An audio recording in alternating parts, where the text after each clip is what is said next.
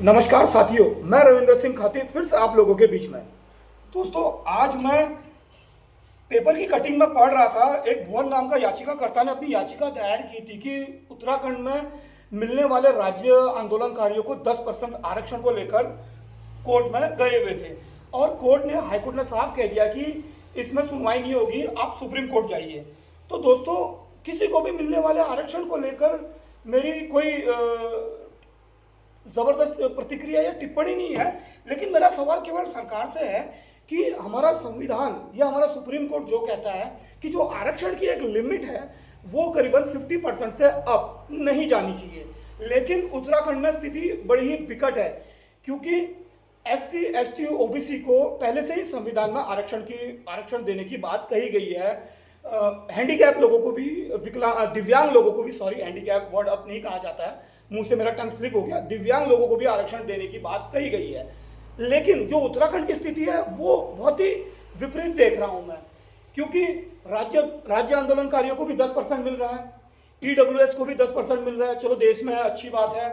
फिर महिला आरक्षण भी 30% है, फिर SC ST OBC ex serviceman सब मिला के।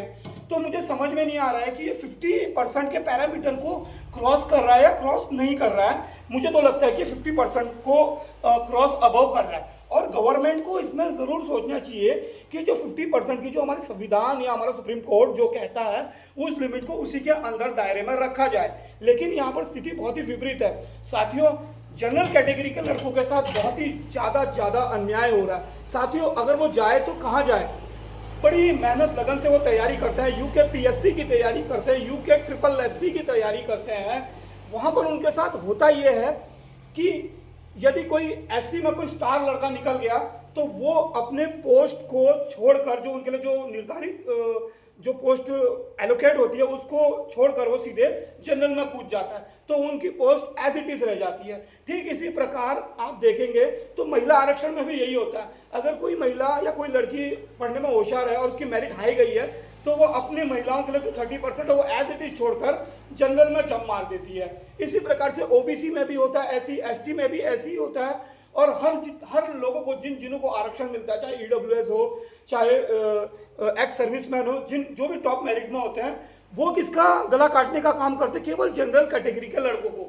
तो करीबन जो बड़ी मुश्किल से जो हमारा आरक्षण की स्थिति जो पैक हो रखी है वो करीबन मुझे लगता है कि 40% या 35% जनरल के लिए बचा रहता है। और वो 35% जनरल का मतलब ये है कि वो सबके लिए है। जनरल मतलब उसमें आपका SC भी आएगा, ST भी आएगा, OBC भी आएगा, विकलांग भी, दिव्यांग भी आएगा, EWS भी आएगा, तो सभी आएगा। तो वो अपने जो रिजर्वेशन का कोटा होता है वो तो एज इट इज रहता ही रहता है, लेकिन वो अगर उनका बच्चा कोई अच्छा मार्क्स स्कोर कर लेता तो वो जनरल में सीधे जंप मार लेता है। ठीक उसी प्रकार से जिस प्रकार से आजकल चुनाव चल रहे हैं, तो अगर रिजर्व्ड सीट है तो वहाँ केवल रिजर्व्ड ही लड़ेगा, लेकिन अगर कहीं जनरल सीट है तो वहाँ किसी भी जो रिजर्व है उनके लिए मना नहीं है, वो चाहे तो वो लड़ सकते हैं। तो मेरे कहने का मतलब ये है कि हमारा या आप सबका, हम सबका, भारत निवासी जितने भी हैं जो जनरल बच्चे हैं वो जाए तो कहाँ जाए साथियों? तो ये भेदभाव, सौतेलापूर्ण, अन्यायपूर्ण रवैया जनरल के बच्चों के लिए आखिर ऐसा क्यों? तो दोस्तों, ये बहुत ही विचारणीय विषय है और ये समझने वाला विषय है कि लड़के रात दिन तैयारी करते हैं, ऊपर से जॉब नहीं लग रही है, फिर उसके बाद उनकी शादी नहीं हो रही है। तो दोस्तों, ये बहुत ही दुख का विषय है। आपको क्या लगता है इस वीडियो को लेकर? जरूर आप कमेंट करिएगा और अपनी प्रतिक्रिया दीजिएगा। क्या मैंने सही कहा या गलत कहा? इसमें आपकी राय, प्रतिक्रिया बेहद जरूरी है साथियों। धन्यवाद।